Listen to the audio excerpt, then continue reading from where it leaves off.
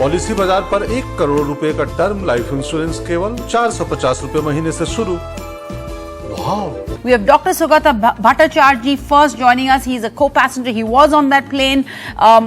Doctor, you were seated by Shankar Mishra, the accused here, and it was clear to you that the accused was drunk? Yes, Sarah, thank you for having me. One quick correction. It was a flight from JFK to Delhi, not JFK to Mumbai. And yes, we said New York to Delhi.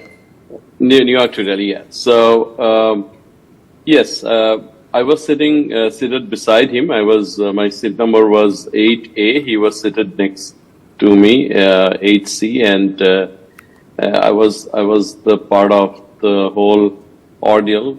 Even though I did not see him urinating on the passenger because I was sleeping, but I woke up to him falling on the seat next to me. When he returned, when he was made to go back to his seat? No. What happened was, we were served lunch. The lunch is served about an hour of takeoff. So, and then I was speaking to him, and in the process of close to 40 minutes of the lunch, he had 4 drinks in a pretty quick succession.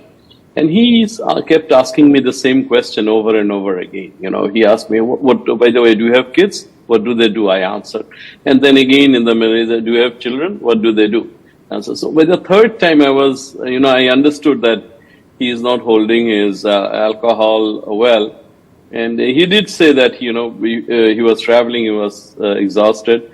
But so when I finished lunch, I went to the galley, and after I washed my hand, I flagged one of the male steward who was serving the side where we were in, the left side of the business class, and I told, listen, buddy, I think he had way too many, and just keep an eye. And he smiled because response? He just smiled because, Sarah, you have to understand, typically you don't see this kind of a behavior from Delhi US flights. You don't? I have been flying for the last 10, 12 years, and I have never seen something.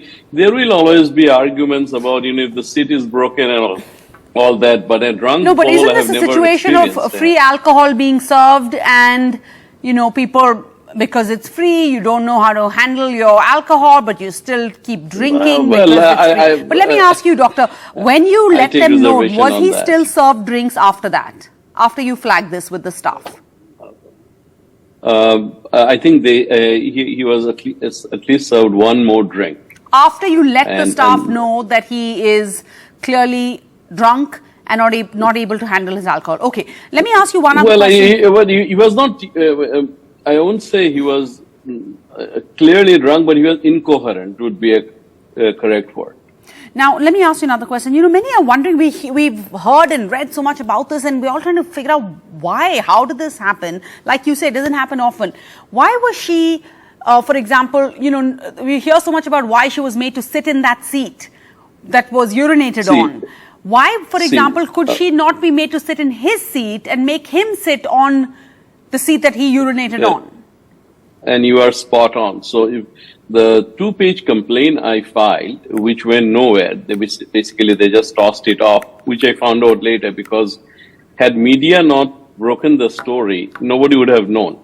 But I specifically wrote a 2-page complaint, and my complaint was not about the drunk passenger.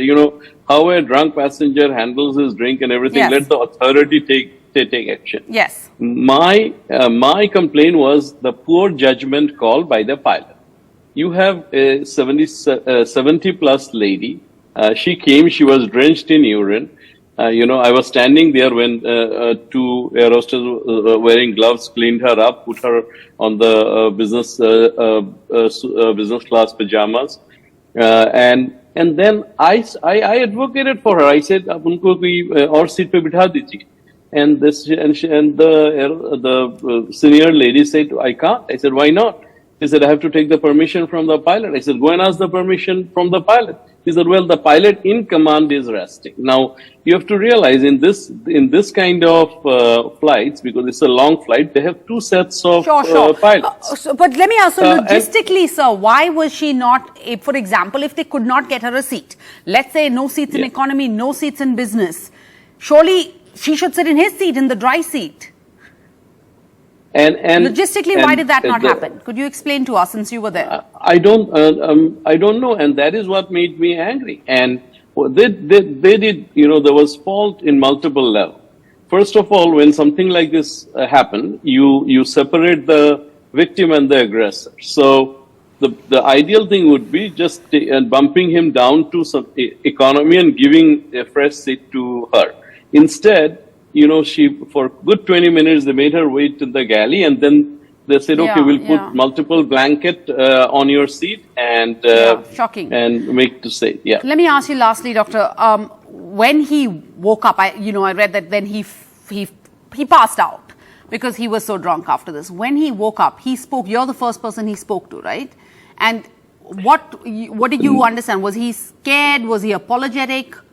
When he, actually, I went to sleep, and when I woke up, he had already sobered up, and the crew have already spoken to him. Okay. And his first thing was, and I quote, he says, "Bro, I think I am in trouble." And I said, "You are." But Sarah, what you have to understand is, the crew or the captain is in no position to mediate a situation like this.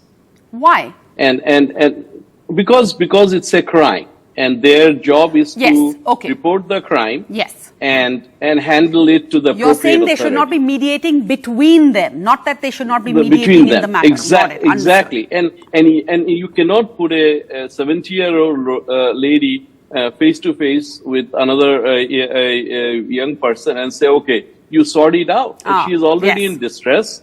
And which is exactly what she said in her letter to when she reached out. She's saying, I did not want to address him. I did not want to be anywhere near him. And they literally forced her to sort it out, as you're saying. Thank you so much, doctor, for joining us and for speaking up for her on that flight. I can only imagine how grateful she is to have you there. I want to just quickly try and begin. I just want to say one thing, we as Indians are very proud, and Indian workforce is looked up very highly. So I hope no one should take a broad brush and paint us that all Indian passengers are unruly, we don't behave well. That is not the case. Yes, the incidents happens, and incidents happens in all airlines. It's unfortunate we are having it in quick succession.